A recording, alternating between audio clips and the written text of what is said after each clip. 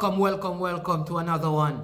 I am Sure Sports. I am Omar Stennet, and it's so good to be with you today as we look at a wide range of sporting topics and events and just give you a little feedback, our own thoughts and ideas as to what those things are and what we believe and what we think. It may be different from what you believe and think, but hey, we all have a right to our own opinion and thoughts. Cool? All right, let's jump right into it. Right about now, there's so much to discuss. So where do we begin? Let's talk about some West Indies cricket. Congratulations. Let me say this. I don't believe, however, that the West Indies have turned a corner. No. I am not there yet. I am sure they have not turned a corner. So let me break down what is happening. The West Indies had a vehicle without an engine. So what has happened now is that the engine is now in the bus, repaired, set up. The bus is running. They got it registered, licensed, and insured. And now it's ready for the road. They don't start the journey yet. I will not take Bangladesh and Sri Lanka as the measuring stick. I want to see what is going to happen in the other series as they are beginning to truckle on the road. All right, but they have not gone around a corner. I want you to understand that they are just truckling on the road. That's my position. I am sure. So very excited though, because they did well. They swept the T20 series. They swept the one-day series. So many players did well. Darren Bravo did well. Think he has regained a spot in the test team because of his performance. Also, very happy to see the youngster Kevin Sinclair bowling well. Fabian Allen also did well. One of the games, Nicholas Poran led us in that, and the captain, very good captaincy. I think the leadership of Pollard cannot be underestimated. He's a very good leader, and I think maybe if anyone else were leading the team, we would not have won all three. I think he demands a lot from his players, and I want to commend him for that. How can I forget Shy Hope? I mean, Shy Hope is number 7 right now, tied for number 7 in the ODI ranking, the ICC ODI ranking. I mean, if he continues down this path, this guy is going to be one of the greatest West Indian one-day batsman. I'm not a cricket guru, but what I can't understand is why he does so well. It's not like he scores quickly at the one-day game, but struggles in Test cricket. I can't wrap my mind around it.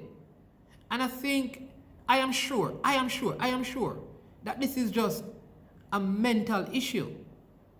And somebody needs to sit him down and say, listen, if the same way apply yourself in the one day, apply yourself in the Test cricket.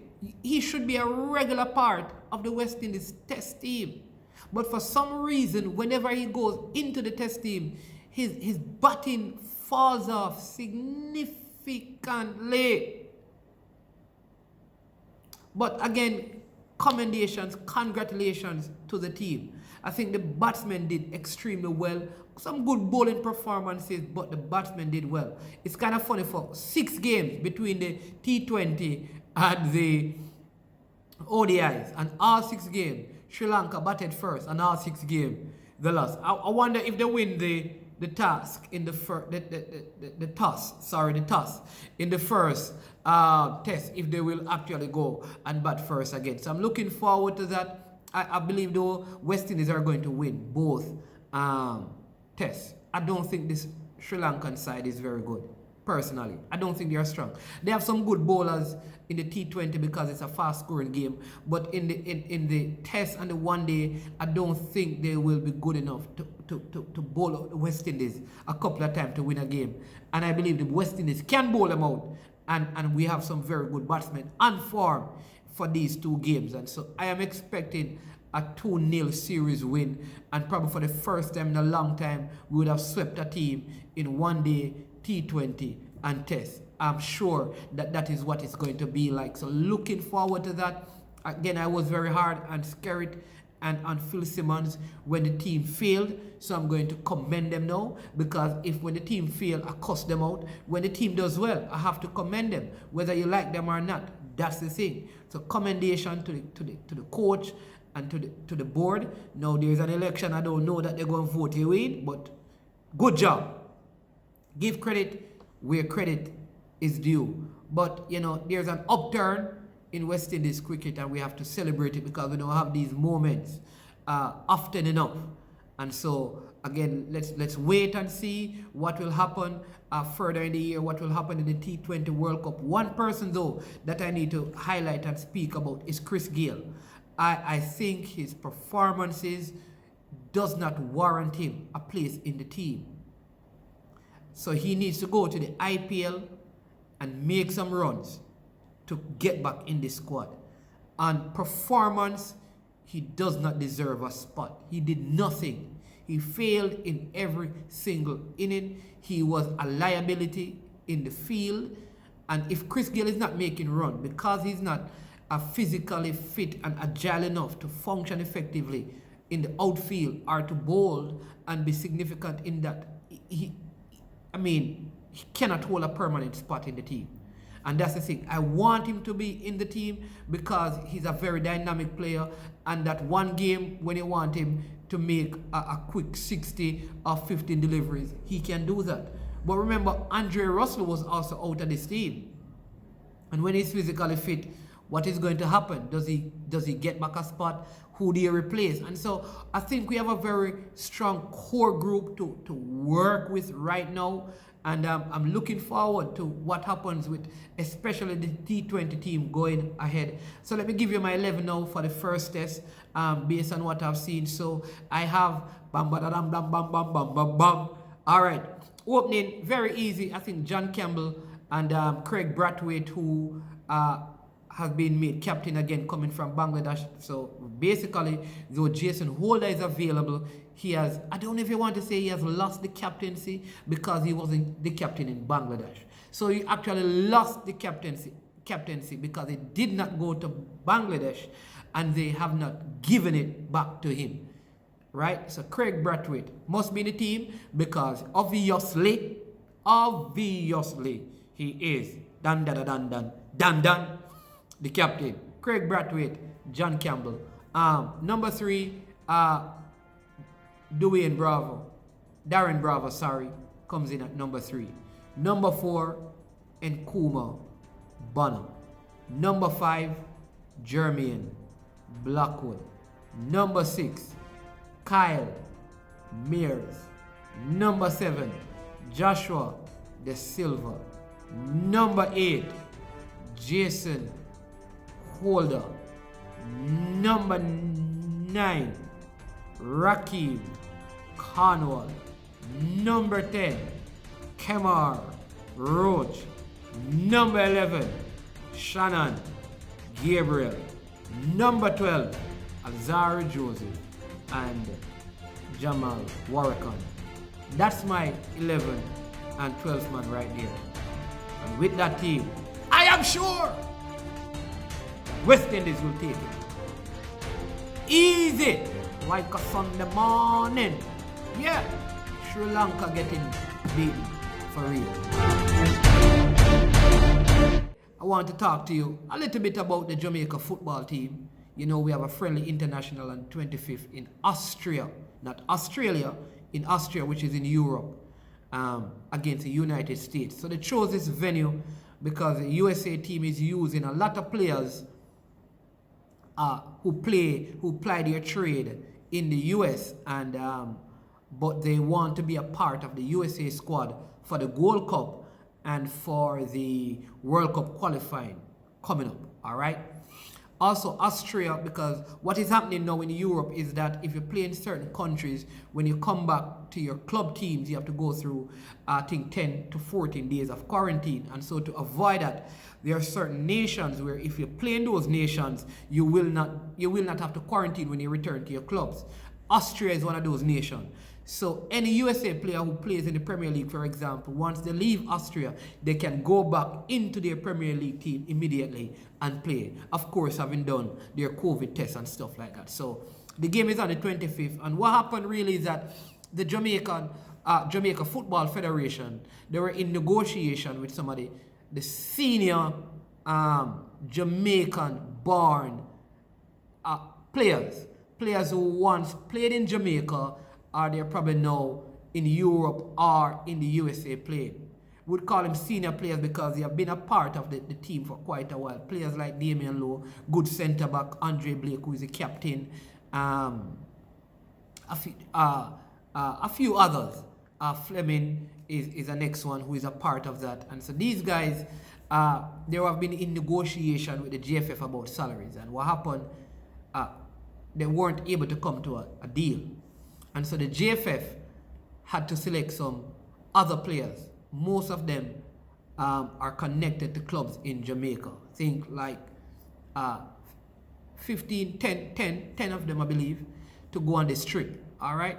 Which is good and bad because other players get an opportunity. And some of these guys have represented the country before. All right? But some of the better players, of course, by now would have been playing in the USA and in other places. But the good news is that there is a contingent of, I think, 12 players based in England. You have players like, well, Ravel Marciano, who is coming back. Mariappa is coming back. They have Amari Bell, who is coming in. They have a defender from Brentford that is coming to play. They have a guy who plays over in Sweden named Blair Tuggart, who is coming to play. Michael Hector is going to be a part of it. Ravel Morrison is going to be a part of it. So we have a Watford centre forward who is going to be a part of it, a guy called Tilt. And so this is an opportunity for these players as well. Daniel Johnson.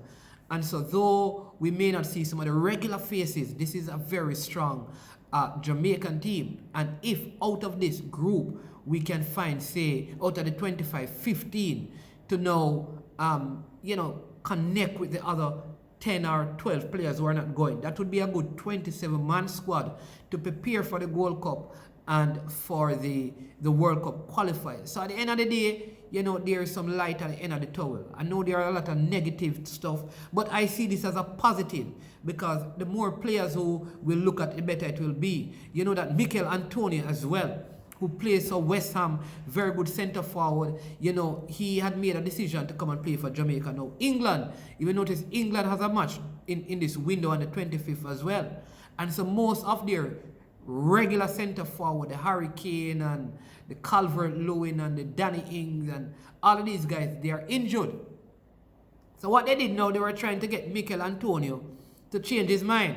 And they called him. And I like what Mikel Antonio did. Mikel Antonio opted to still play for Jamaica. Because Mikel Antonio knows that once the regular players are back in the England squad, he would not have a place. Man wise. And so for the Gold Cup, Jamaica is going to have Mikel Antonio. And then there are a couple other players that the JFF, they are in touch with. I mean, we don't know if it's going to come through, but I know they are trying to get this guy called Isaac Hayden, who I really like. He's a holding midfielder, was in the Arsenal Academy, but now he plays for Newcastle, regular starter. He plays central midfield, he can play centre back, he can play on both side of the defense, right back, left back, anywhere there. There's also Mason Holgate, who plays for Everton. I mean, I think he's still looking at the options of playing for England. But boy, I mean, the JFF has been in touch with him from what we have heard.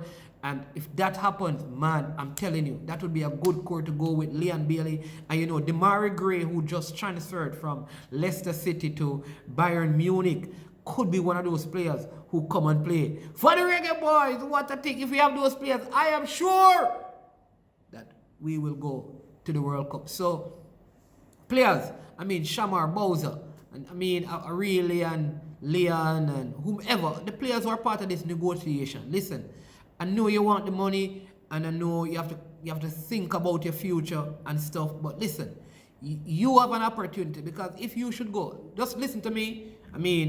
I don't know all the details of your life, but here's my perspective.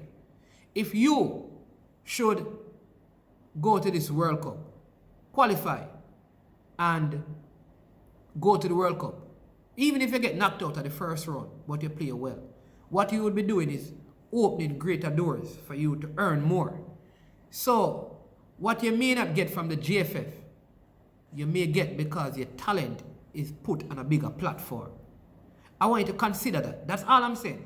I'm not saying that you're not supposed to get your money. I'm saying, yeah, you're supposed to get your money. And if the JFF can, they should give you your money. That's my position. But I'm saying that there's a possibility that what you would lose, the $1,000 or the $2,000 that you'd lose from the JFF, if you go to the World Cup, you're probably going to get 100 times that by the contract you'll sign if you qualify for the World Cup. So I want you to measure those maths and see if that is something that you could possibly consider as we go forward. All right, let me give you a quick roundup of the Champions League. Juve, home sweet home. Juve were knocked out. Whoa. That's Cristiano Ronaldo. Cristiano Ronaldo knocked out of the Champions League by a team called Porto. Yeah, man. Knocked them out.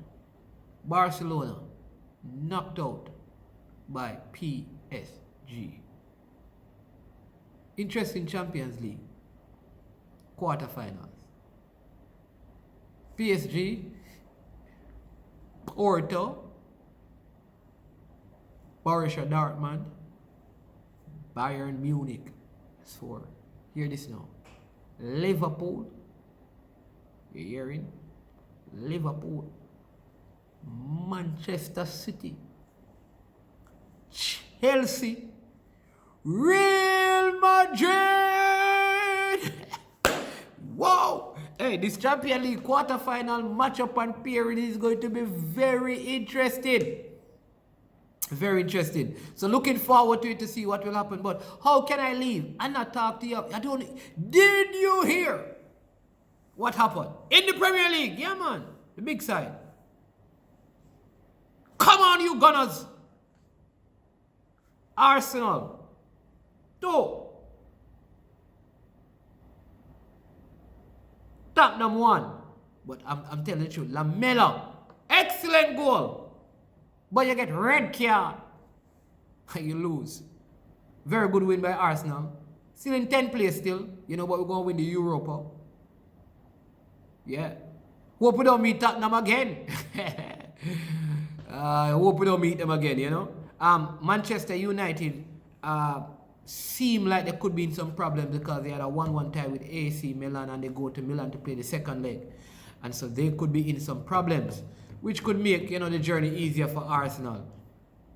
All right, but congratulations to the big side, Arsenal. I am sure that Arsenal is going to win this Europa, you know. I think that the team is looking a whole lot better now. And this guy, Odegaard, that they have added is really making a difference. And in fact, now that Saka is kind of out for a couple of weeks, right time it came at the international break. And so we have Pepe, who has not been getting any game, and Martinelli.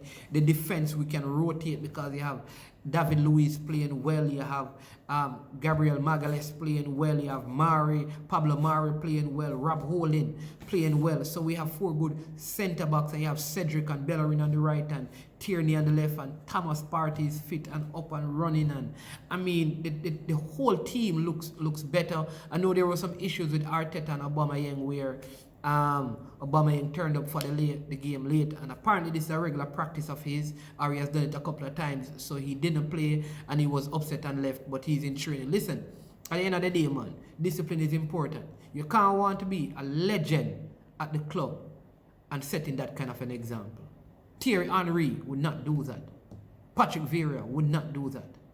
I'm telling you. Dennis Bergkamp would not do that. Tony Adams would not do that. You can't change the culture of the club. Alright? You have to understand that, my brother. We love you. Big Arsenal player, big baller. But discipline is discipline. Remember, discipline. Self-development demands self-discipline. Remember. So big thank you again to you, one and all. Thank you for listening. Hope you enjoyed the show. send in a comment. Like, share the video. Subscribe to the channel. Looking to get some more subscribers. You could be one. Listening don't mean you subscribe, right? But if you subscribe and you don't listen, we can understand. But subscribe to the thing. Like and share. Remember to check us out on Irie Times TV. This is I Am Sure Sports. And I am yours truly.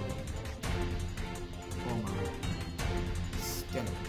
The sure one. No doubt.